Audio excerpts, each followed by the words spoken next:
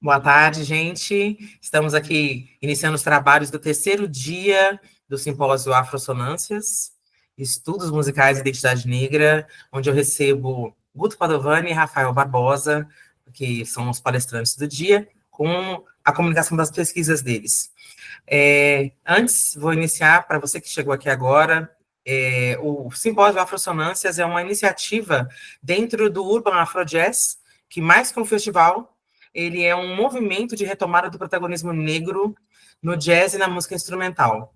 E como o que a gente trata aqui, né, o objeto disso tudo é esse protagonismo negro, o Simpósio Afrossonâncias, ele passa a existir para dar voz a pesquisadores negros na música, né? A gente percebe um movimento muito grande dentro da academia, onde pessoas brancas pesquisam nossa cultura, nossa arte, nossa música, e é muito importante, inclusive, nesse processo de decolonialidade, que o negro tenha visibilidade e voz para falar sobre si e sua música. Eu sou Glau Nader, sou a idealizadora desse projeto do Urban Afro Jazz e também do simpósio, e esse projeto foi viabilizado pela Lei Estadual de Incentivo à Cultura, tem patrocínio da Budweiser e a realização minha e do governo de Minas Gerais. Então, eu recebo com muita alegria o Guto Padovani para expor aqui a sua pesquisa. Com você, Guto. Muito boa tarde a todos.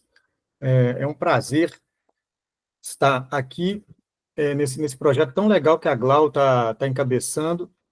Só marcar meu cronômetro aqui, que eu tenho tempo para falar, gente. Tem assim solto também, não. Então, é legal participar desse projeto e como tem essa pegada também de raiz negra, de pesquisador negro, eu acho super importante a gente ter voz ativa. E hoje eu vou falar do projeto de pesquisa, inclusive, mais para frente eu vou expor que a Glau tem muita culpa nisso, viu, dona Glau? De eu estar aqui falando, de eu ter feito um trabalho de pesquisa, um projeto de pesquisa, porque eu queria fazer, na verdade, quando eu não tinha a consciência do que eu queria fazer um recital.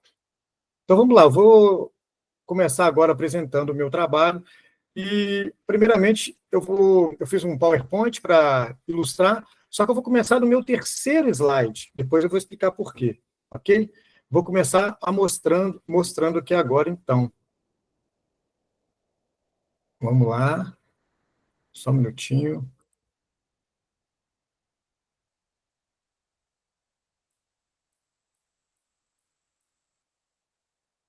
Está todo mundo vendo aí? Ou não? Ainda não, Guto. Ainda não. Você vai clicar naquela telinha embaixo com a setinha.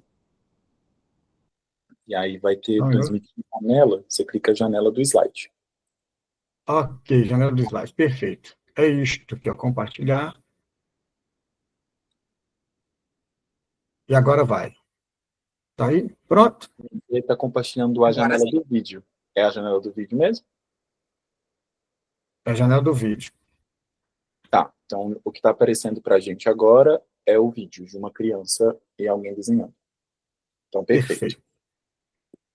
É isso. Guto, antes de você começar, você só conta para as pessoas de qual instituição você é, tá? Eu deixa para apresentar um pouquinho mais para baixo, mas como a professora pede, a gente tem que obedecer.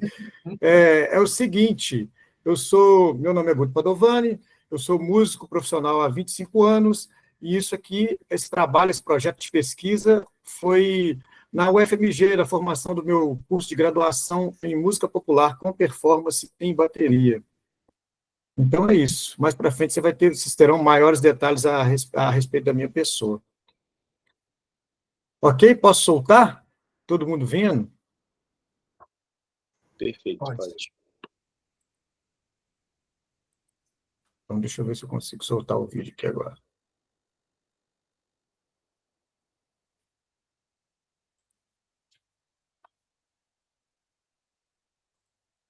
Bom, estou apertando, mas não está indo. Não sei o que aconteceu. Guto, você tem que abrir a aba do vídeo, clicar o vídeo okay. E por lá. Pronto, agora foi. Bom, então, gente, é o seguinte. Por que eu vou colocar esse vídeo, primeiramente, para todo mundo assistir? Porque só esse vídeo aqui já valeria tudo que eu ia falar sobre a minha pesquisa. Então, por exemplo, se todo mundo está antenado e prestar atenção nesse vídeo, eu poderia encerrar minha pesquisa, minha apresentação aqui agora e falar assim, pronto, já está todo mundo sabendo. Vai ser exatamente isso sobre o que eu vou falar, e essa menina traduz tudo que eu vou falar está aqui, ó.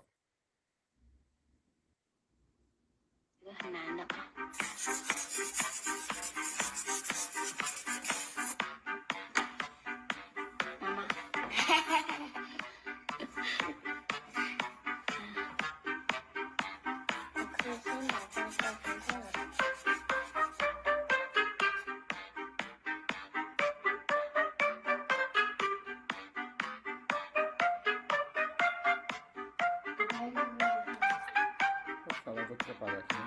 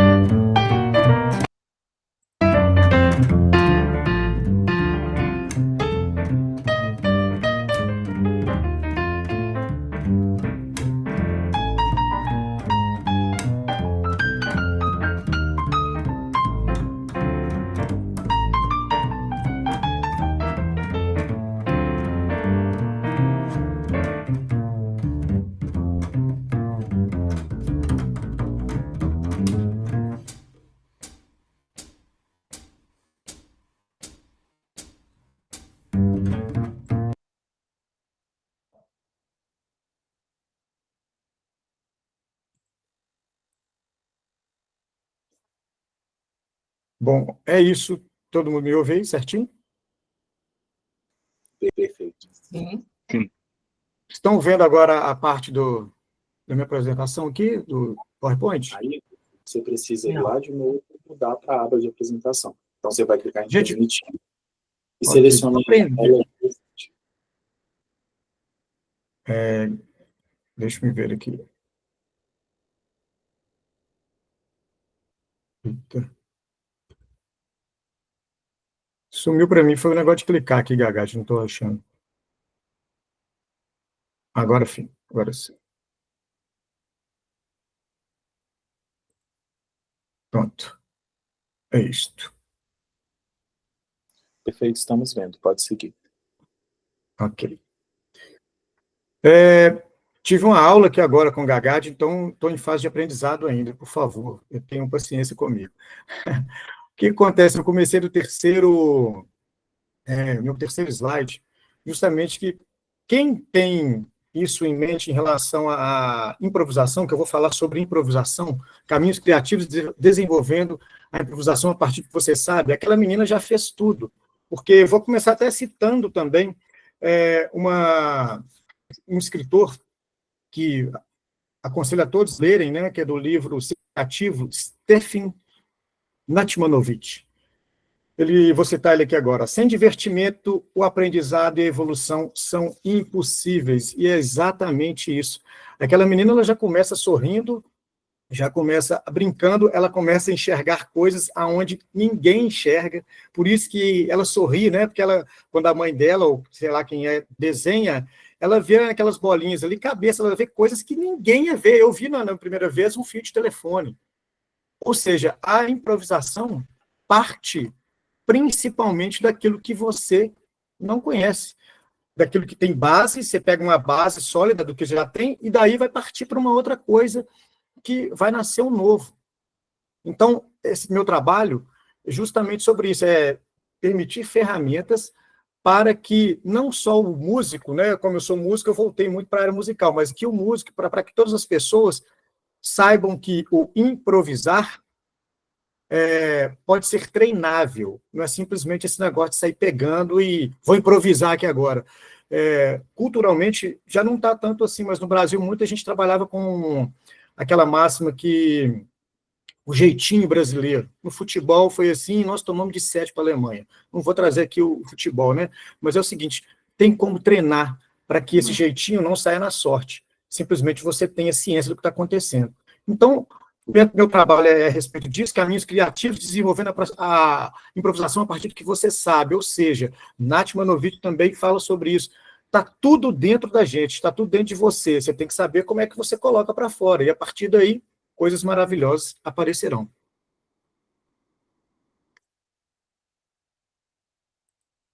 Vou passar meu slide aqui agora.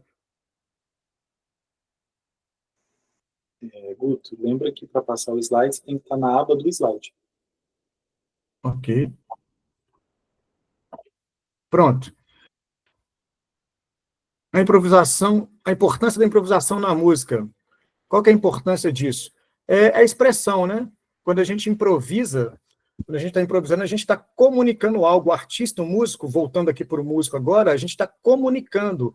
Então, é muito importante, porque senão você fica só copiando, você fica só naquela corrida de rato.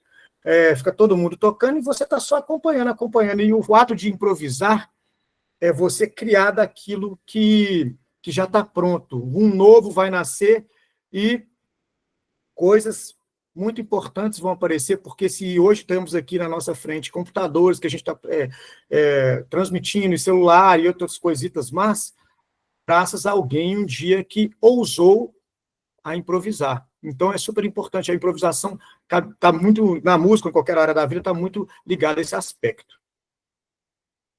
O papel da improvisação é dialogar e comunicar. Eu vou falar primeiro desses dois itens. A música, ela abre portas, né? A música e a improvisação, para que vocês, em cima do palco, se comunique com os músicos ao seu redor, comunique com a plateia. Então, você consegue interagir e levar muita informação para quem está te assistindo, e às vezes até mudar a perspectiva de uma vida. Como eu estou fazendo algumas matérias da musicoterapia, e meu propósito também não é falar isso aqui, mas que eu estou me atentando a mudar um pouquinho, assim, de área para ter uma perspectiva maior. Então, na musicoterapia, a gente aprende que, através da música, você salva vidas, né? Isso é uma coisa para o músico em si se autovalorizar. Quando você está se expressando, está se comunicando através da improvisação, ou então do seu instrumento em cima do palco, cara, você está salvando vidas. Então você é tão importante quanto um médico, tão importante quanto um engenheiro, sabe? Isso é muito importante, é de grande importância. Então atente-se a isso, faça bem feito. Trabalhe para fazer bem feito, porque você está salvando vidas. Culturalmente e ancestral, Glau está aqui, inclusive, tem muito mais conhecimento sobre isso, pode interromper e falar e me corrigir a qualquer momento.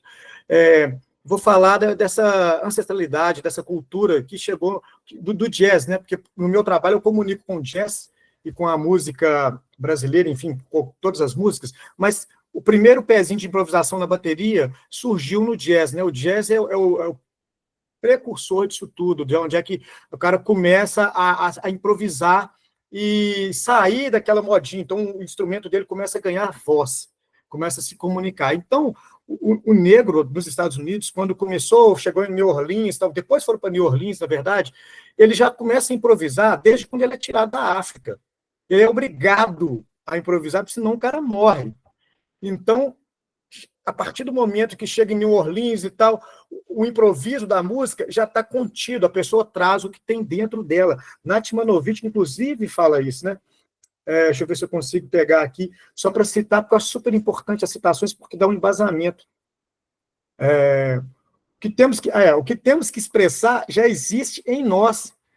E nós, de forma a criatividade, não é uma questão de fazer o material, mas desbloquear obstáculos que impedem o fluxo natural. Então, o improvisar está dentro da gente. Os escravos lá improvisavam. Então, para viver, para sair do navio, para não morrer, para o cara não apanhar.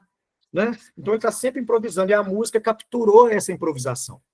Então, está muito ligado culturalmente e ancestralmente. O negro, nós temos muita culpa nessa, eu posso dizer culpa entre aspas, é claro, mas muita responsabilidade em fazer com que o improviso funcione. Vamos para o próximo. A arte de improvisar. É aquele vídeo da menininha, então não vou passar novamente, pode assistir quem perdeu, voltando o vídeo aí. Então ela improvisa, e nisso eu trago aqui, nessa fala aqui, eu trago uma citação de Michelangelo, que é o seguinte: a estátua já está contida na pedra, sempre esteve na pedra desde o princípio dos tempos. E o trabalho do escultor é vê-la e liberá-la, retirando cuidadosamente o excesso de material. Pô, isso é maravilhoso, que é exatamente o que ela fez, que a menina fez. Está tudo lá, já está pronto. Se você está preparado para o improviso, as coisas vão acontecer. Entende? É exatamente isso. A interação entre os músicos durante a performance.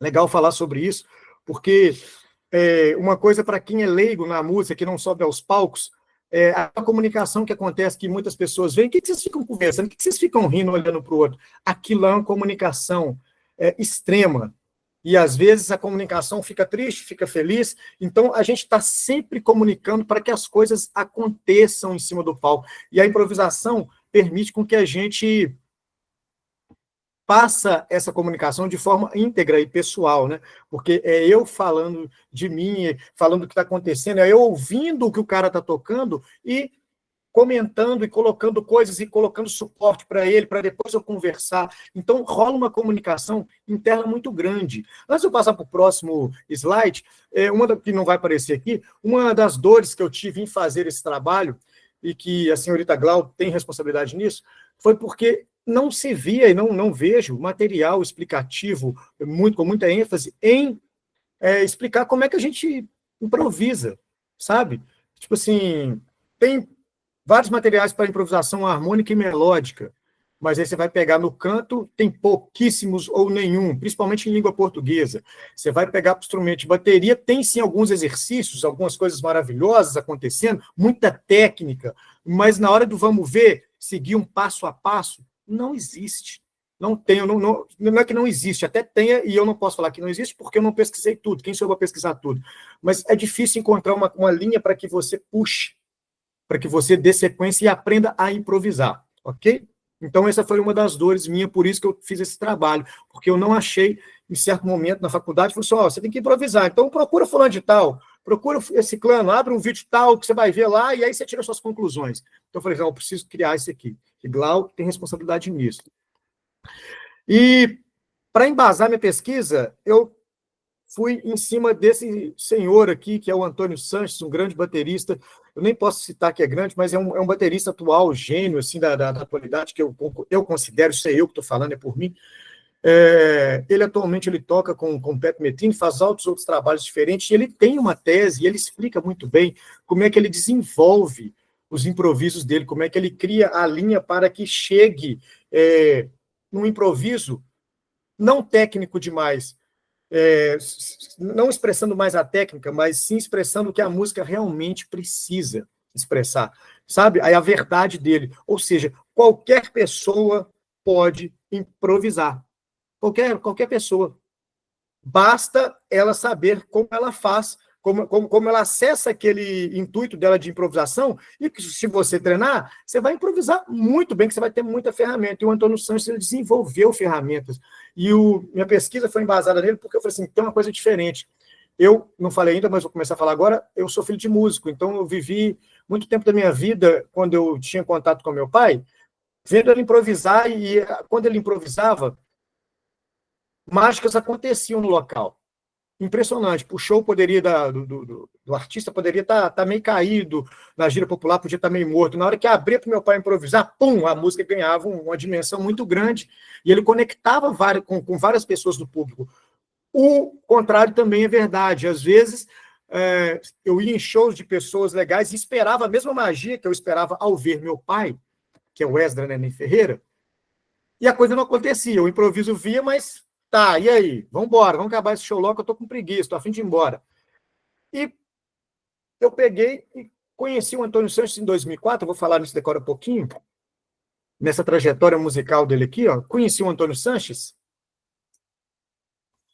através de um show de jazz que eu estava vendo meu pai tocar. No intervalo, eles colocavam um lugar aqui chamava Conservatório, mais conhecido carinhosamente como Buraco. No intervalo, colocaram um vídeo lá do Pat Metheny, 2004, que eu cito aqui no item 3 aqui do slide. E aí o Sanches faz um solo assim, impressionante, que eu falei assim, meu Deus, procurem, o nome do CD é Speak Of Now. Tem esse vídeo também. E aí eu vejo um cara na mesma pegada do meu pai, né? Tipo assim, na mesma região. Eu falei assim, pô, é impressionante como é que essa galera chega aí, tem outras pessoas que não chegam, né? Aí o Antônio Sanches, uma breve ilustração da trajetória dele, 1971, Antônio Sanches é mexicano, nasceu na Cidade do México, a sua história, a sua entrada na música é muito legal, porque ele, se não me engano, agora aos 7 anos, ele conheceu a bateria no susto, assim, do nada, com o primo, com o tio dele, que namorava uma menina, e aí o tio dele, vamos lá na casa da fulana? Ele foi na casa da fulana para conhecer a namorada, chegou lá e viu uma bateria, e a bateria era do irmão da namorada, do irmão do Antônio Sanches, do tio do Antônio Sanches. E aí é interessante que ele começou a tocar na bateria sem saber de nada, e desceu um cara meio nervoso, pô, quem tá tocando na minha bateria? E esse foi o primeiro contato do Antônio Sanches com a bateria, que aí ele começou a ter aulas, o cara ofereceu ele aula de bateria, aí ele falou, traz para mim o que você gosta de música, o Antônio Sanches nem sabia que gostava muito, e aí a gente vai te ensinar. E a mãe do Antônio Sanches sempre ouviu muita música, muito rock, muito Yes, muito Deep Purple, Led Zeppelin. E o que acontece? O Antônio Sanches levou essas músicas e esse cara começou a ensinar ele como tocar as músicas na bateria. Ele foi gostando. O que acontece? Ele começou a gostar muito de bateria, estudar muito, e pegava na época, né, em 1980, 1986, assim, pegava os que a gente tinha muito, era não é nem play along, né, uns vídeos em play along também, mas uns vídeos de Marraquim, Dave Weckl, Dennis Chambers, e tocava em cima. E o Antônio Sanches, vidrado naquela parada, ele começou a tocar e pegar todas as técnicas das pessoas. Então ele começou a ser conhecido lá no México, todo mundo falava, pô, mas você é gênio, você é maravilhoso, você toca demais. E a mãe dele sacando aqui, falou assim, olha, você acha que você é isso mesmo? Não, todo mundo fala que eu sou bom, vai para os Estados Unidos.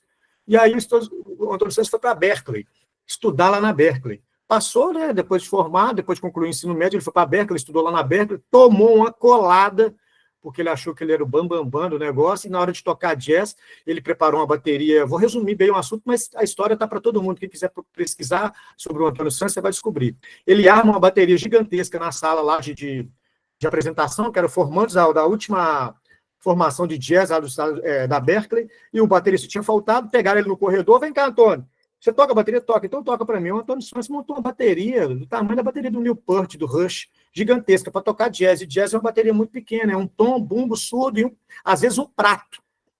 Aí o cara falou, você está ciente disso? Tô. Ele foi tocar a bateria lá e começou a usar um monte de coisa. O cara pegou a chavinha de bateria, foi tirando todas as peças da bateria dele, deixando ele só com bumbo, chimbal e caixa, e mais nada. Aí na hora do solo de bateria, o professor, pronto, improvisa aí. Ele, como é que eu vou improvisar? Você tirou tudo, você tirou tudo que eu tinha, não tem como improvisar. E aí começa a história do Antônio Sanches, porque ele viu que tudo que ele sabia de técnica, ele não sabia absolutamente nada. Por quê? Porque ele não sabia improvisar. Como é que eu vou improvisar se o cara tirou tudo? Ele achava que improvisar era sair tocando. E hoje o baterista, o músico, não só o músico, mas abrangente a todo mundo, a gente vê as coisas na internet e vê as técnicas, vê aquelas coisas maravilhosas que os caras estão fazendo, muita técnica, e acha que improvisar é aquilo. Sai meter na mão, pá, e chega no seu quarto e fala assim, eu sou foda, igual o Antônio. Só que aí que tá, improvisar não é isso. Continuando aqui a história do Sanches, em 2014 ele lançou, ele participou de um negócio muito legal, que ele foi convidado por um cineasta, né, o Inarrito, uma coisa assim, para gravar a trilha sonora de um filme chamado Birdman. O Sanches pegou e gravou, quem não conhece o filme, é legal assistir, a bateria faz parte do pensamento do ator principal. Então, tipo assim, o cara tá nervoso, era a bateria tocando uma coisa mais rápida. O cara tá no momento mais não sei o quê, era a bateria de outro jeito. A trilha sonora toda é feita em cima da bateria, então ele teve que improvisar o filme inteiro. E aí ele foi indicado ao Oscar, mas não ganhou o Oscar, ele ganhou o Grammy em 2015. Sanches vai e ganha o Grammy. Só um minutinho. Tá todo mundo me ouvindo aí? Tá perfeito. Tá ok, porque minha setinha parou de funcionar. Agora voltou. Então, em 2015, ele ganhou o Grammy da música com melhor trilha sonora para a mídia visual, ou seja, isso aí já corrobora muito para o que eu vou falar, para a pessoa que eu pesquisei, para que endossar pesquisa em relação à improvisação. 2024, colocando todo mundo na mesma página, este ano maravilhoso, para mim está sendo maravilhoso, graças a Deus, até participar de um projeto desse que é maravilhoso, só agradecer. Antônio Sanches Ele roda, faz uma tour 2024 com a turnê celebrando o 10º aniversário da trilha sonora do premiado filme Birdman. Cara, e o que acontece? Como é que foi esse projeto? Era o cinema acontecendo, o filme rolando todo na parede lá, e o Antônio Santos fazendo a trilha sonora ao vivo. Ou seja, ele não copiou as coisas que ele havia improvisado, ele teve que improvisar ao vivo e sincronizado com o que estava acontecendo. Ou seja, é um cara com muito embasamento na improvisação. Técnicas de improvisação do Antônio Sanches. Ele pega várias coisas, mas eu peguei e resumi aqui em 3, para que quem está me ouvindo e quem vai utilizar isso na bateria, na música, serve não só para baterista, serve para todo mundo, viu, gente? Você pegar pelo menos 3 pontos e partir desses 3 pontos para aprender a improvisar. Motivo rítmico ou melódico, pergunta e resposta, repetição e variação. Motivo rítmico, inclusive, na minha apresentação de TCC, é o que eu pretendo fazer. Por exemplo, parabéns para você, que é bem banal, né? Bem bobinho, tá aqui, ó. Parabéns para você. Aí na minha voz tá tá tá tá tá tá tá tá tá tá tá. Você pega esse tá tá tá aqui, ó, que é um rítmico, né? Tá tá tá.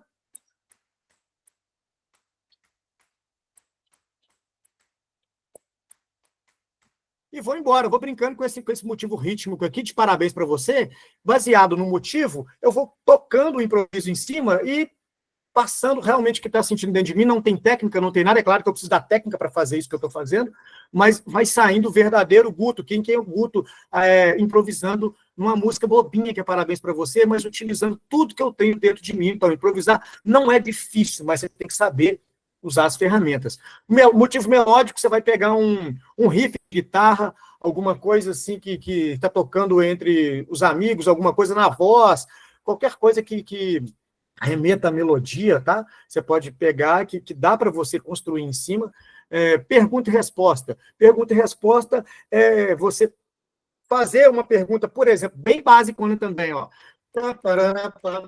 A resposta é essa. Através disso aqui, você vai montando as perguntas e respostas e vai sempre tendo material para improvisar. Porque você pergunta, aí na repetição logo abaixo, você repete a pergunta, resposta. Vai variando um pouquinho a resposta. Através da resposta, você varia também a pergunta, mas sempre com conexões. Você está sempre conectado, independente do que você está usando. Uma coisa que eu não coloquei aqui, mas é interessante falar, que o meu professor Limão, inclusive, para me auxiliar nesse trabalho, também me ajudou bastante, o doutor Limão, André Queiroz, né, carinhosamente chamado de Limão, você usar o gênero. O gênero musical é muito legal. Cada gênero tem uma linguagem. O Sanches fala muito disso também. Então, você pega o gênero musical e, através do gênero, você desenvolve seus solos. Então, tem um garfinho na partitura que ele soa dessa forma. Que é bem característico do samba, da música brasileira, tem muito isso. Através desse garfinho, dessa coisa do gênero, você desenvolve muita improvisação. Então, falando nisso tudo, vou colocar um videozinho agora do Antônio Santos, eu não poderia passar aqui sem mostrar, ele explicando a aplicação de tudo que eu estou falando, em algumas coisinhas a mais, preste bastante atenção nesse vídeo. Vou passar aqui, caso eu dê algum vacilo, solicito a presença do meu amigo Gagajo, tá bom? Entra a qualquer momento. Vou tentar aqui, Gagajo. Passei, ok, compartilhar agora, e valendo. Un motivo, una idea durante los 12 compases. Y espero que vean la diferencia. Entonces, si pueden, cada vez que vengan los 12 compases, háganme así, aplaudan. Entonces vayan contando en su cabeza. 1, 2, 1, 2.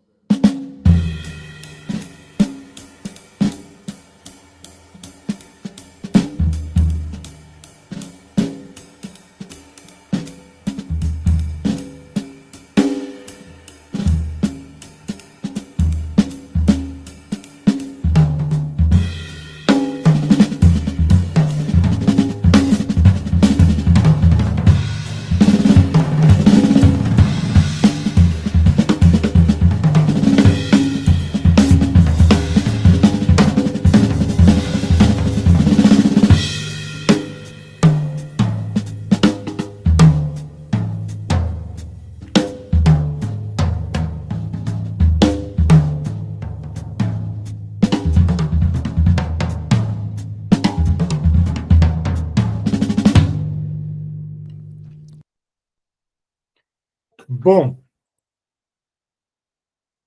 voltando agora, é isso. Dá um ok, Gagá, tipo, certinho? Prendi? Perfeito, prendeu. Valeu, obrigado. Então é o seguinte, o que aconteceu aqui para colocar todo mundo na mesma página novamente? O Antônio Sanches, ele começa improvisando em cima de um blues. Blues são 12 compassos, e ele explica que ele vai tocar 12 compassos de ritmo, tim, tim, tim, do blues. Nos outros 12 primeiros compassos, ele vai improvisar aquilo que vem na cabeça dele, qualquer coisa, do jeito que ele estudou o Papamama, o Paradiddus. Estou falando aqui agora de Papamama, Paradiddus, que são rudimentos da bateria.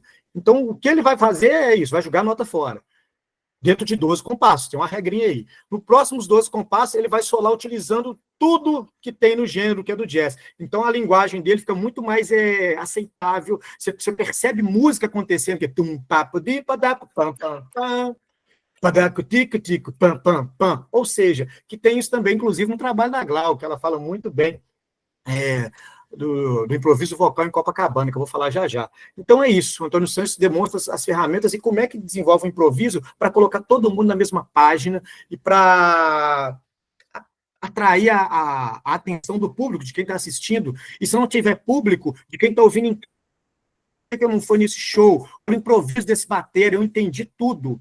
Porque o que o cérebro não entende, ele não gosta, hein, galera? Estou falando isso não é por causa de mim, não. Musicoterapia me ensina isso. O que a gente não entende, a primeira coisa é repulsa. Passando para o próximo, o simples puxar do fio pode desvendar todo o emaranhado de ideias. O que é o apoio para improvisar músicas, né? Quando você tem da onde partir, essa foto desse baterista meio tristonho aí, ó, quando você tem da onde partir, você não fica triste, cara, porque as ideias vão surgindo, você não vai jogar aquele monte de nota para fora. E muitas das vezes, eu também já passei por isso, o baterista ele sofre, às vezes, em cima do palco, tem até piada em cima disso, que qualquer coisa que dá errada no palco é culpa do baterista. Todo mundo olha para trás, pô, a bateria está errando. O guitarra está errando, mas a bateria está errando. E quando o baterista estuda e se prepara, principalmente com improvisos musicais, ele sabe improvisar, ele joga no mesmo time, na mesma altura, e não tem cabeça aberta, cabeça baixa, não, sabe? Porque ele é dono da situação, ele se preparou para aquilo. E na hora que abre para o improviso alguma coisa, ele sabe o que vai acontecer. Ponto de partida, você tem um ponto de partida para puxar. Você está tocando um samba, está lá o cara tocando um tantã. Você já tem um motivo para puxar improviso ali, ok? Então é um ponto de partida. Aumenta e restabelece a confiança, isso é muito importante, pode parecer banal essa palavra aqui, mas o cara confiante em cima do palco, ou confiante na vida, porque ele já passou por aquele processo de improvisação, a vida cria para a gente improvisação o tempo inteiro. Por exemplo, eu estou improvisando aqui agora com vocês, por quê? Me preparei para isso aqui? Preparei, dei uma lidinha, me preparei ontem. Mas aconteceu uma coisa aqui que eu não estava preparado, que foi trabalhar com esse computador e fazer essas aplicações, PowerPoint para cá. O Gagá com muito carinho me ajudou, pegou, não é aqui, faz desse jeito aqui. Então, eu estou aprendendo, e em cima desse aprendizado, com minha experiência em improvisação, eu estou improvisando, mas de forma super tranquila, e tenho certeza que está todo mundo entendendo o que eu estou passando. Então, aumenta muito a confiança, e você não se trava em cima do palco, ok? Valendo. Influências, colaborações significativas, não poderia deixar de passar, né? Isso aqui é muito legal, olha. Minha primeira influência é o Esdras Neném Ferreira, porque a forma como meu pai constrói e desenvolve seus improvisos é tão pessoal, é tão dele, é tão o que ele viveu. Meu pai improvisa desde que ele é criança. E ele improvisa bem pra caramba. Quem não tem conhecimento do meu pai, procure saber, ele está em vários lugares. Mas o que acontece? Ele busca dentro dele uma forma de improvisar, primeiramente, é dele. Então, ninguém vai conseguir copiar, por mais técnica que o cara esteja, por mais escolado que o cara tenha. E ele sabe quais caminhos puxar. Meu pai segue um segredo aqui, ele segue muito a voz. As conversas que eu tive com ele, como meu pai é Ogã, meu pai também é Ogã, ele tomava as coladas dele no terreiro, e o povo falava, pô, desse jeito que você está tocando aí, não tem jeito de dançar, não tem jeito de chamar ninguém aqui não, meu amigo. Então ele tinha que acompanhar o que o cara estava pisando e o que estava sendo dito no canto, e a improvisação se dava ali em cima disso. A construção de comping, o que é isso? É quando o cara está construindo em cima do ritmo, está tocando o ritmo e está tocando em cima e construindo. A guitarra está fazendo alguma coisa, meu pai vai construindo em cima. Não é aquela bateria estática parada, tum, pá, tum, pá. Então tem uma mágica nisso aí, sem atrapalhar o que o outro está fazendo. A própria história, como eu já mencionei aqui, é inerente à forma dele tocar. a história da pessoa diz tudo, cara. Então não adianta você ficar em cima da técnica solando, tentando pegar técnica, e aí você vai na internet, o que os olhos compram são movimentos, são círculos de Solé, e aí na hora que você para, dá uma frustração muito grande. Por quê? Porque você não passou o que realmente você é, dentro de você. Meu querido professor André Lirosa, a história dele com bateria é uma coisa também que me incentiva e me influencia muito no improviso, porque o Limão foi o primeiro aluno do curso de bateria de música do FMG, quando abriu o curso de música, se não me engano, 2010. Se eu estiver falando uma bobagem aqui, me corrijam, por favor. E o Limão sempre muito dedicado à bateria, com muita seriedade, me incentiva, me empolga. Só de ver ele com essa expressão toda, dedicação musical, ele tem a dedicação, tipo assim, eu coloquei dedicação de Sanches aqui, porque o Limão dedica pra caramba, ele na improvisação, ele é como aquela criança. Já viu o Limão improvisando várias vezes, e ele brinca o tempo inteiro, ele solicita a brincadeira, por quê? Porque ele está muito seguro da improvisação. E a forma dele ensinar é sensacional. O Limão é um cara que eu super indico. Quem não teve contato com ele, vá, porque ele vai te ensinar através dos seus conhecimentos, que é exatamente o que eu estou falando, em cima do improviso. Ele não impõe um ensinamento, ele ensina através do que você sabe.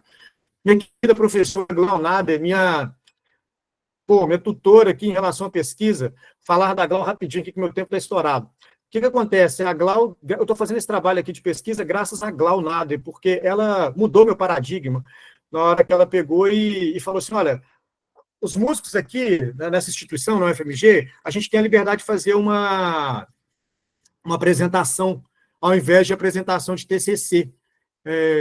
Esqueci o nome aqui agora, se alguém lembrar, pode falar, por favor, para me ajudar aqui. Mas a gente, um recital de formato. Isso, recital. Então, eu poderia simplesmente tocar alguma coisa e foi embora para casa.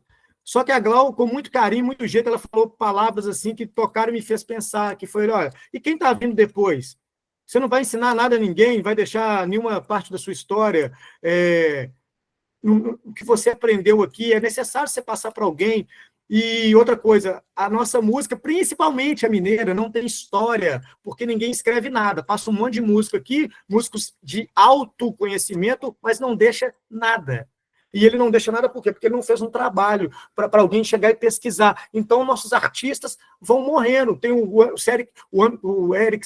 Sami Eric aqui, que é grande amigo meu, músico, que fez sobre o Gil. Aí você vai pegar até um trabalho do Gil. Pô, a gente merece, poderia ter trabalhos aqui do Juarez Moreira, falando da forma dele tocar, poderia ter trabalho de vários outros, Arthur Maia. Cadê, né? Então, o músico tem que mudar essa linha de raciocínio. A Glau conseguiu fazer isso comigo. Muito obrigado, viu, Glau? Muito obrigado mesmo. Porque a gente precisa, a cultura brasileira necessita de exemplos e a gente precisa colocar isso para que a gente tenha contato, conexão para fazer e buscar as informações das pessoas. Do meu pai eu não fiz por quê? Porque esse grande músico, André Limão Queiroz, o trabalho dele de doutorado foi em relação à vida do meu pai, como é que meu pai aprendeu as coisas. Improvisação baterística, já falei bastante sobre isso, daquela forma, do que acontece, e não vou me prender muito a esse slide, sabe? Porque eu já expliquei várias vezes, aqui é só voltar o áudio aí, que fala sobre a improvisação da bateria e a importância que é não só na bateria, mas como na vida. E aqui, meu muito obrigado por participar desse projeto tão grande, tão legal, tão bonito, que onde é que você tem oportunidade de falar do que você está fazendo. É um trabalho improvisado, mas muito verdadeiro. Improvisação, por quê? Porque a Glau, cara, a Glau é uma pessoa que está improvisando o tempo inteiro e a improvisação dela cria coisas novas. Olha o que eu estou fazendo aqui, falando sobre o meu trabalho, através disso. E ela tem muita competência para improvisar, porque ela sabe onde é que mora as cartas da improvisação. Gagad, muito obrigado pelo apoio. Glau, muito obrigado por abrir espaço para mim, me convidar com muito carinho. Estou aqui, é só chamar que estamos aqui para falar mais a respeito. Muito obrigado, valeu. Obrigadão, Guto, pela sua apresentação. É a primeira vez, né, que você compartilha o que você desenvolveu no TCC, o que a gente fez no TCC. Então, tem né, aquela coisa da estreia, né? Coisas que a gente ainda vai ajustar, mas eu acho que uma coisa linda, né, nisso tudo é que a pesquisa é uma coisa que te atravessa, né? Você pesquisa um assunto que está intimamente ligado, não só com a sua história, né, como músico, porque isso já vem de berço, inclusive, mas algo que impacta no seu jeito de ver a música hoje, né? Depois daquele nosso encontro na disciplina de introdução à pesquisa em música popular, eu passei a ver um outro Guto Padovani, e isso é muito satisfatório, quando a pesquisa te atravessa é quando a coisa começa a fazer sentido. Então, que bom que você pôde trazer essa comunicação para a gente. E a produção de material, né, científico, inclusive, se a gente pensar nessa coisa da improvisação em língua portuguesa, é ainda bastante tímida, né? Então, é tudo muito bem-vindo. Que você tenha fôlego para continuar falando sobre isso, que a gente tem muita coisa para compartilhar nesse ramo ainda, né? Nesse objeto seu de pesquisa, que é essa improvisação, a linguagem de improvisação na bateria. Obrigadão, viu, Guto, por topar esse convite, por trazer sua pesquisa para cá, e eu desejo vida longa para você, não só como artista, mas que esse seja só o primeiro passo na sua vida de pesquisador. Quero falar só a última coisa aqui, Glau, que eu não falei no final, que foi das minhas referências, é o seguinte, esse trabalho que eu fiz de pesquisa foi muito apoiado em cima do trabalho da Glau, eu até anotei aqui, mas não está aqui agora, desculpa, está aqui sim, improvisação vocal na Copacabana dos anos 50 e 70, que foi o trabalho de doutorado da Glau, eu me apoiei muito, conversa muito com o meu trabalho, foi de muita valia. O Limão me ajudou bastante, ter referências para eu apoiar em cima do Antônio Sanches. Então, tive excelentes referências. Muito obrigado. Eu que agradeço, Guto. Rafa, tá tudo certo aí para a gente começar? Tá mutado o seu microfone. Ótimo. Gente, boa tarde, tá tudo certo aqui. Deixa eu só deixar aqui tudo enganchado. Deixa eu compartilhar aqui e eu começo a conversar com vocês.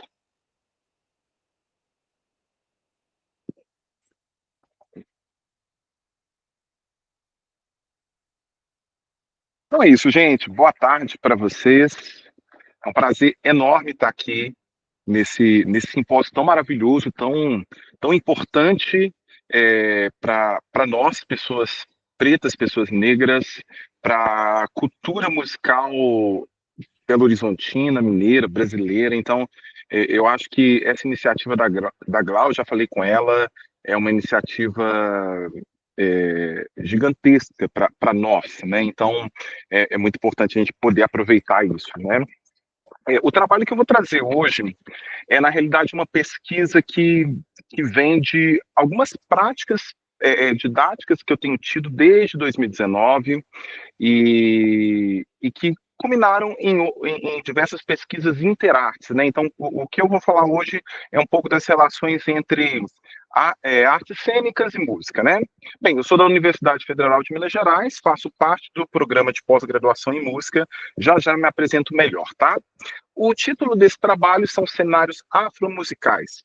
É uma proposta de ensino interartes com a montagem da peça As Aventuras Musicais de Isaac. Na realidade, isso é um projeto pedagógico, ele ainda está no papel. Nós não temos dentro dessa apresentação, dessa comunicação que eu vou mostrar hoje para vocês, nós ainda não temos resultados nesse sentido de aplicação, porque ainda não foram feitas, né? Mas bem, esse sou eu. Eu sou um homem negro, professor de arte, de música, cantor, instrumentista, arranjador e compositor. Eu criei o coletivo Zala, no qual é um coletivo musical formado por pessoas negras. Sou mestre em performance musical e atualmente eu curso o doutorado em sonologia. Mais à frente ainda. Bem, para começar a nossa conversa, é muito importante nós começarmos a compreender quais relações são possíveis e quais relações existem entre música e artes cênicas, né? Então, assim, eu elenquei 4 principais relações entre a musicalidade e as artes cênicas, e eu trouxe a vocês porque eu acho que seria importante para essa nossa proposta, né? A primeira e mais óbvia relação entre a música, a musicalidade e as artes cênicas é a própria trilha sonora em si. Então, quando nós pensamos na música dentro do teatro, ou então dentro do cinema, nós pensamos diretamente na trilha sonora. Então, nós pensamos na música de fundo, aquela música que cria uma atmosfera, que cria uma tensão, e pensamos nela como esse elo entre as artes cênicas e a música. Mas não é apenas isso, né? A música, musicalidade dentro do contexto de artes cênicas, dentro do contexto teatral, ela nos traz ferramentas importantes sobre a expressão cultural e nos traz ferramentas importantes sobre a contextualização daquele assunto. Então, por exemplo, se eu for pensar numa história que acontece na Idade Média, é muito mais fácil eu pensar em músicas que nos remetam a essa época, do que eu colocar músicas, por exemplo, com aspectos atuais, modernos, contemporâneos, né? Um outro ponto importante ser pensado é essa relação de som diegético e som não diegético. O som diegético é todo aquele som produzido em cena mesmo, né? Então, o som produzido pelos atores, né, sejam os ruídos, seja a própria música, seja a voz, todos esses sons são sons que pertencem àquele universo, né? Ou então o som mesmo que está numa caixinha de som que faz parte daquele contexto. Porém, existem outras sonoridades de uma encenação, de uma performance, que não necessariamente estão dentro daquele contexto, daquele universo. Então, posso ter produções sonoras que não estão dentro daquele contexto, como, por exemplo, uma gravação de um disparo, né, de algum som, de alguma sonoplastia que tenha relação com minha produção. O ritmo e o movimento cênico, eles se encontram frequentemente, né? Então, um bom ator, ele tem bom ritmo, né? Então, ele tem essa relação entre o ritmo de fala, o ritmo da sua movimentação com a necessidade que ele tem durante a performance, né? Apesar do ritmo não necessariamente dentro da cena estar relacionado com música, ele está relacionado com a musicalidade daquele ator. Bom, dentro disso, né, nós podemos pensar na presença do som em cena de diversas formas, né? Existe o som existe o som em cena de diversas formas, com diversas relações com a linguagem musical, né? Então, posso ter, segundo Bonin, maior ou menor relação com a linguagem musical desses sons, né? Não necessariamente todo som produzido em cena é um som musical, né? Então, é dentro disso. Outro ponto importante seria a trilha sonora como um elemento unificador. O Trachtenberg fala bem disso.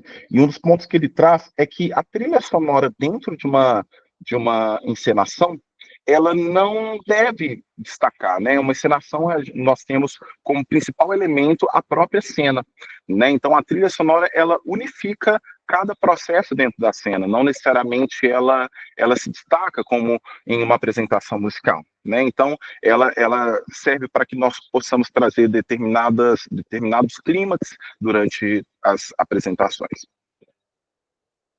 Bom, aqui tem um diagrama que eu fiz com base no trabalho do Chaves, de 2020, em que ele fala o seguinte: todo som produzido em cena, sejam sons musicais, né, a trilha sonora musical, ou vozes, ruídos e demais sons, eles são pertencentes a um grupo total chamado trilha sonora total. Então, essa conceitualização trazida pelo Marco Chaves é pensada a partir da ideia de que dentro da cena, desse contexto de produção, nós temos profissionais que são responsáveis, como diretor musical, né, que é responsável, ou então sonoplasta, que são responsáveis por utilizar os sons, né, então sejam esses sons musicais ou não, né, de pensar esses sons para a cena, de organizar esses sons em uma determinada cena. Então, essa área onde há essa organização de sons é chamada de trilha sonora total. Então, dessa forma, ele conclui que todos os signos auditivos do teatro são a própria trilha sonora de um espetáculo teatral. Agora, um outro olhar que é trazido é sobre a atuação polifônica, né? O professor Hernani Maleta, ele diz o seguinte: o ator, além de ser uma das vozes da partitura cênica ao atuar, deverá incorporar e se apropriar conscientemente das diversas outras vozes que expressam os vários e simultâneos discursos do ato teatral. A voz dos outros atores, o autor, do diretor musical, do diretor corporal, do cenógrafo, do figurinista, do iluminador e de todos os demais criadores do espetáculo. O ator vai, então, construir um discurso em que as múltiplas vozes em contraponto fundamentam a sua atuação, que será dessa forma polifônica. Um ótimo exemplo para isso é nós pensarmos num coral, né? Então, nós aqui da música, eu acho que esse é um exemplo muito fácil de se pensar, né? Num coral existem diferentes vozes, né? Então existem diferentes timbres, e esses diferentes timbres também estão organizados em grupos que fazem coisas distintas, né? Mas, de qualquer forma, o produto a ser construído é único, né? Então é uma massa sonora que tem aquele determinado aspecto, né? Dentro do teatro é isso também. Então, os diversos atuantes do teatro, seja esse o diretor, seja o ator, seja os diversos atores com suas atuações distintas, se incorporam para uma atuação polifônica, ou seja, uma atuação que acontece construindo um único resultado, né?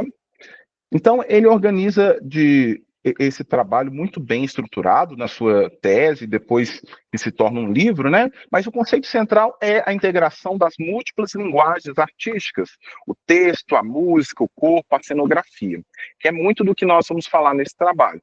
E as características vêm da incorporação de várias vozes, né? E a interdisciplinariedade e intersemiótica, né? Então, o objetivo é criar uma performance rica, com múltiplas camadas de significados, né? Com isso, há uma contribuição importante, que é a contribuição da Jussara Fernandino, de que tudo que é visível, né, que tem um corpo, deve ser sonoro, encontrar sua voz. E tudo que é sonoro, que tem uma voz, deve ser visível, encontrar o seu corpo. Bom, agora eu entro para a parte da educação básica, né? Aqui nós entramos na LDB, que é a Lei de Diretrizes e Bases da Educação Nacional, que é uma lei de 1996, e nós vamos entrar especificamente na alteração dessa lei, que acontece pela Lei 13.278 de 2016. Em 2016, houve um consenso que o ensino de arte dentro da educação básica deve ser composto por 4 linguagens. Então, a dança, a música, as artes visuais e o teatro. E essa incorporação dessas 4 linguagens dentro do ensino de arte, ela pode acontecer de diversas formas, mas ela precisa acontecer. Então, eu posso ter um professor de música lecionando as artes, que vai trabalhar principalmente música, é claro, né, que é a sua formação, mas é importante que esse professor de música, ele traga as outras linguagens também de alguma forma, que ele traga a dança, as artes visuais, que ele traga o teatro. Da mesma forma, os professores dessas outras áreas precisam também passar pela música, né? Então, a Lei 13.278, ela vem com essa premissa de tratar principalmente essas 4 linguagens artísticas. E aí, nós chegamos no objetivo do nosso estudo, que é propor uma pedagogia, uma abordagem pedagógica, né, interdisciplinar, para o ensino de artes, no ensino fundamental, integrando música, teatro, estudos culturais, com foco na valorização das matrizes afro-brasileiras.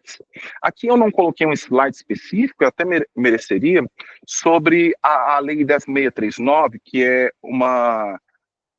uma lei que trata, a Lei 10.639 de 2003, que trata sobre as questões afro-brasileiras e africanas, né? Tanto a história, a cultura como a arte presente dentro do currículo. Então, é obrigatório que cada currículo de educação básica tenha essa abordagem, né? Da mesma forma que a Lei 11.645, se eu não me engano, que é de 2008, também inclui as questões indígenas dentro do ensino da educação básica, né? Então, a partir desses conceitos, nós desenvolvemos uma proposta pedagógica, principalmente voltadas para a música e para o teatro, né? Mas a gente pode perceber, nós vamos perceber, que essa proposta pode incorporar também as outras linguagens, como a dança e as artes visuais. Bom, aqui eu trago uma história que foi escrita por mim, uma história infantil, que se chama As Aventuras Musicais de Isaac, né? Então, vou fazer um breve resumo. Esse é ele, Isaac, e eu não desenhei ele, quem desenhou para mim foi a inteligência artificial, então a gente tem que aproveitar hoje dessas ferramentas, né, claro. Mas Isaac é um menino muito curioso, de 10 anos de idade, tem cabelos crespos, muito bonitos, E ele é dono de um atabaque mágico. Esse atabaque mágico ele foi feito para ele pelo seu avô, Taú, com a madeira da árvore sagrada, que é o baobá, né? Então, ele descobre um mapa mágico que está no baú do vovô Taú, que vai guiar ele por uma jornada musical, né, pelos ritmos afro-brasileiros, né? E ele descobre que para acionar esse mapa, ele precisa tocar determinados ritmos que estão escritos ali naquele mapa. E aí, essas aventuras musicais acontecem em diversos lugares no Brasil. Então, em Recife, né, ele conhece o maracatu, Salvador, o Ijexá. Em Iguatu, ele conhece o baião. No Rio de Janeiro, ele conhece as rodas de samba. E no Pará, ele conhece o carimbó. Então, a mensagem central da história é que cada ritmo apresenta uma resistência, uma espiritualidade e a criatividade do povo afro-brasileiro, né? Então, essa jornada que ele tem esse papel principal, né, de conhecimento dessas tradições culturais, né? Bom, deixa eu ir para frente. E aí, a metodologia do nosso trabalho, né? Desse trabalho pedagógico, na realidade, são 3 principais etapas que nós organizamos em um cronograma que eu vou mostrar no próximo slide. Então, a primeira etapa seria trabalhar com jogos cênicos musicais, né? Então, jogos que incorporem tanto a música quanto as artes cênicas para a sensibilização corporal e para a musicalização desses alunos, né? Eu não sei se eu já falei, mas a proposta aqui é trabalhar com alunos do Ensino Fundamental 2. Especificamente, essa proposta foi desenhada para alunos dos 6º anos, né, que partem iniciam esses anos finais do ensino fundamental, né? Então, esses jogos cênicos musicais têm a proposta principal de sensibilização de ritmo, pulso e timbre e a expressão corporal, né? Então, são práticas lúdicas que envolvem o corpo, a improvisação vocal e a movimentação cênica. A segunda etapa é uma etapa de performance e apreciação, não necessariamente já dessa peça, né? Até porque vocês vão ver que não existe essa peça, né? Existe essa história, e eu tenho a história completa, mas a ideia não é mostrar essa história completa para os alunos, é trazer justamente aquele mesmo resumo que eu trouxe para vocês, para que eles possam criar em cima disso, né? Então, a ideia nessa segunda etapa é a criação de sketches já prontas, para que esses alunos possam performar, análise crítica e apreciação de obras musicais, expressões afrocentradas. Eu já trabalhei muito com alunos de ensino básico, orquestra Rampilés, orquestra afrosinfônica, orquestra afro-brasileira, que tem elementos musicais muito interessantes, muito ricos para trabalhar com eles. Discussão coletiva sobre o corpo, o som e o espaço, né? Então, essas são as 2 primeiras etapas. A terceira etapa, que é a etapa que, né, delonga mais tempo, é a criação coletiva. Nós iniciamos essa parte, nessa terceira etapa, a partir do trabalho do Teatro Experimental de Cali, né, que é um grupo muito importante que eu vou mostrar rapidamente. Na realidade, a ideia é a elaboração colaborativa do roteiro, da trilha sonora e de todos os elementos cênicos, né? Vão ter os ensaios para refinar a expressividade corporal e sonora e a integração dos conhecimentos artísticos adquiridos. E aí, aqui nós entramos para esse resumo rápido sobre a aplicação dessa metodologia, né? Uma metodologia pensada para o primeiro semestre de aula, né? Então, sendo em fevereiro uma introdução e a sensibilização, né?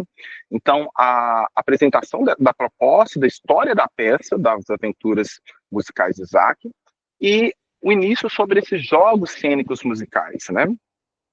Em março, a exploração artística, né? Então, práticas com ritmos afro-brasileiros, né? O Ijexá, o samba, o maracatu, a criação de esquetes cênicas em grupo, apreciação e discussão de obras afrocentradas. Em abril, inicia-se esse processo de criação coletiva, né? Então, essa terceira etapa, ela dura abril, maio e junho, né? Porque em abril há o início, a montagem e o refinamento em maio, e em junho, a apresentação e a reflexão sobre essa apresentação, sobre os processos, né?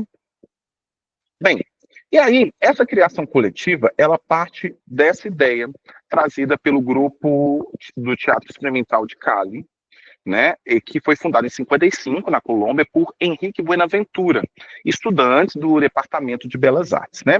Então, a criação coletiva é um método no qual todos os participantes, incluindo a plateia, se envolvem na criação e na encenação dessa peça.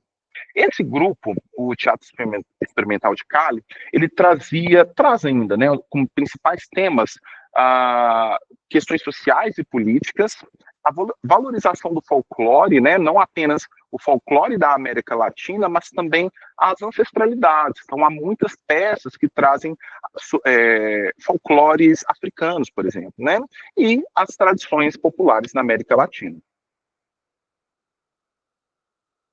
Aqui eu trouxe essa organização que eu fiz com base no que a Carbonari fala sobre o Teatro Experimental do Cali, como funciona essa criação coletiva, né? Então ela lista em parágrafos e eu organizei isso em diagramas. É muito importante, antes de eu explicar isso, que nós possamos pensar que dentro de arte nada é tão estático assim, né? Então aqui ela citou, né, essa organização, esses processos, essas etapas, mas dentro de arte as coisas fluem de forma mais dinâmica, né? Então muitas vezes uma etapa atravessa a outra, né? E isso depende muito do processo criativo. Bem, mas a primeira etapa, tudo se inicia a partir de uma proposta, de um tema, né? Então esse tema é proposto dentro do Teatro Experimental de Cali de forma coletiva, né? Então o próprio grupo traz esse tema para que seja abordado, para que seja votado e o grupo escolhe, né? Depois de escolhido o tema, há uma análise, um debate coletivo, e na terceira etapa a fabulação dessa história, ou seja, a estruturação disso, como vai acontecer essa história. Não necessariamente são definidas falas, trilha sonora, nem nada disso, mas a estruturação das etapas dessa história. A quarta etapa, e tem muito a ver com o que o Guto trouxe, vem das improvisações, né? Então, as improvisações dos próprios atores, dos próprios músicos, né, aconteciam nesse processo, até mesmo dos cenógrafos, né, de toda a equipe, né? E as outras etapas também são importantes, como escolha dos núcleos, divisão dos textos, ensaios, desenvolvimento, mas a oitava etapa já vem um feedback coletivo, né? Então, depois que o grupo percebe os caminhos que aquela montagem de peças, né, trilhou, esse grupo começa a avaliar, e aí, né, isso mesmo? Para que talvez possa voltar alguma etapa, corrigir alguma coisa, né? Então, há um ensaio geral e a apresentação. A 10ª etapa, né, trazida pela Carbonari, é da formação contínua, né? Então,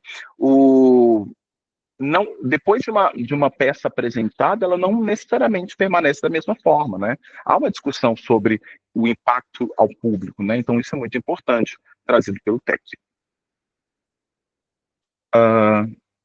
Estou finalizando aqui, chegando no finalzinho da minha apresentação, mas dentro das considerações finais, né, sobre essa proposta pedagógica e a perspectiva dela, né, então, interações polifônicas, né, aquelas interações sobre a atuação polifônica trazidas pelo Maleta lá no começo do trabalho. Então, há sim nessa proposta a integração entre música, teatro, entre as narrativas afrocentradas, as artes cênicas e diversos outros aspectos. Há aqui a tratativa de práticas antirracistas. Então, essa proposta pode se enfrentar epistemicídios ao colocar matrizes afro-brasileiras no centro do currículo escolar, o que é tão importante, o que é trazido pela Lei 10.639, né? A criação coletiva, esse processo coletivo tão importante, né, baseado, nesse caso, no método do Teatro Experimental de Cali, valorizando o protagonismo e autonomia dos estudantes, né. Aqui, na realidade, essa proposta, ela conversa muito com o que a Lucy Green traz, né, sobre essa autonomia para as criações, né? A Lucy Green traz isso num aspecto totalmente musical, né? E aqui no nosso caso a gente traz um aspecto muito interarte, mas é tão importante quanto. Contribuições para o ensino, né? Então aqui há a ressignificação sobre as relações étnico-raciais no espaço escolar, e também é uma proposta de modelo interdisciplinar para a construção de currículos mais representativos, né? Ó, deixa eu voltar. Meus agradecimentos, né, ao fomento da FAPEMIG, aqui aos 2 laboratórios que eu pertenço, Cefala CGM, a UFMG, é claro que a todos os patrocinadores aqui do evento, e é isso.